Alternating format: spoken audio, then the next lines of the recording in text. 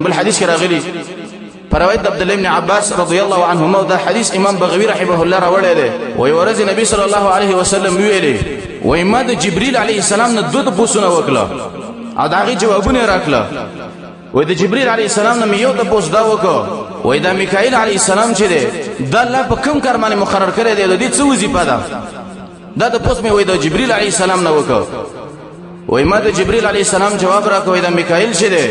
وای مؤکل بالنبات والمطر وای د میکائیل علی السلام الله په دې بارانونو باندې او په دې شینکو باندې مقرر کړی دی او په دې باندې الله دا مقرر کړی دی او د دې کار دی او حدیث کې راغلی دی چې د دې میکائیل علی السلام پر رعیت کې ولاندې په دې افرادو کې دومره ډېر ملایکې دي حدیث کې راغلی دی چې ما ينزل قطره مطر وای د اسمان نه یو څاڅکی باران نه رالیږي او نه راځي د اسمان نه یو څاڅکی باران الا ومعه ملك حيث وضعه بحيث امر مگر د هر ساس کی سره یو ملائکی او هغه ته چې په کوم زبانه امر شوی چې په پلاني زبانه د باران ساس کې وکا پاک زیو کې به د ملائک واپس شي نو یو باران کې څومره ساس کی او به چې هر سات کې سره بیر ملک را کوزي کې نو دا څومره مخلوقي الله د پر عید کې دومره مخلوق او دومره ملائک تابع کړي دي چې د میکائیل علی السلام سره دي او د نبی صلی الله علیه وسلم فرمایي وای ما د جبريل علی السلام نه تاسو کو چې مالی لا اورا میکائیل ضحکا وای څو وجه دا چې د میکائیل علی السلام ما په خندا باندې ونه لیدا او دا خندینه وای جبريل علی السلام ویلي چې یا محمد والله ما ضحك میکائیل مدخلقه النار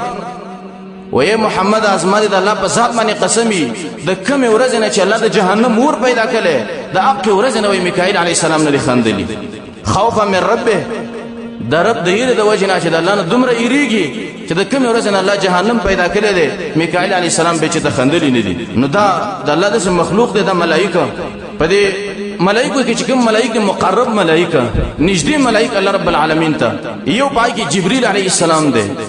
جبريل علی السلام په زمانه مقرر دی جبريل علی السلام مؤکل بالوحی ده په وحی باندې مقرر دی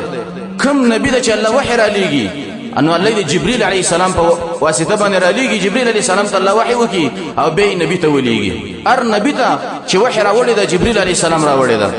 نو دا مؤکل بالوحي په وحي باندې دا مقرر دی دیم مقرب ملائکونه هغه میکائیل عليه السلام دی میکائیل عليه السلام په زمانه مقرر دی دا مؤکل بالنبات والمطر میکائیل علی السلام په دې شینکیو باندې او په دې بارانونو باندې مقرر دی دا کار دی دریم مقرب ملائک هغه اسرافیل علی السلام دی دا په سمانه مقرر دی دا په شپېلې باندې مقرر دی چې دا قیمت د نږدې شپېلې وي درې شپېلې به وي یو شپېلې چې وي دا ټول انسانان به بیهوش شي مړه بشي دویم شپېلې چې وي دا ټول انسانان برا پورته شي او درې مشپېلې چې وي دا ټول انسانان به د رب العالمین خاطر روان شي د حساب د کتاب لپاره او قران کې الله وي ونفخ في الصور کې به وکړي چې پشپېلې کې فصعق من في السماوات ومن في الارض پس مکه اسمانو کې چې دا ټول به بیهوش شي نو دا شپېلې به ولکېږي حدیث کې راغلي یو ورځ یو صحابي نبی صلی الله علیه وسلم ته ویل چې یا رسول الله مالی لا اراك انعم یا رسول الله دا څه وجه ده چې زه ته همداسې ګورم ته د مزې ژوند نه خوښې او د مزو ژوند نه تیرې نبی صلی الله علیه وسلم ورته ویل چې کیف انعم وای څنګه به زه د مزې ژوند تیر کم او څنګه به زه د انعاماتو د نعمتونو ژوند تیر کم وصاحب القرن او هغه د اخکر والا او د شپېلې والا هغه قد حان جبعته دا تندې رب العالمین ته عاجز کړي دي او قد التقم او دا شپېلې په دې خله کې نیولې ده او ويطلب الاذن من الله د رب العالمین د اذن په انتظار دی چې کله به الله رب العالمین اجازه کوي چې دا شپېلې یووه نبی صلی الله علیه وسلم ویلي صحابه ناسو وای کله چې شپېلې یووال شي دا هر څه به ختم شي بیهوشه بشي او به قیامت راشي دویمه شپېلې به وشي او به چې کوم دی باران به وشي او دا غي نفس به دویمه شپېلې وشي به د انسانان را پورته شي وای صحابه چغه وکړه چې الله اکبر ما لنا وليوم القيامه یا رسول الله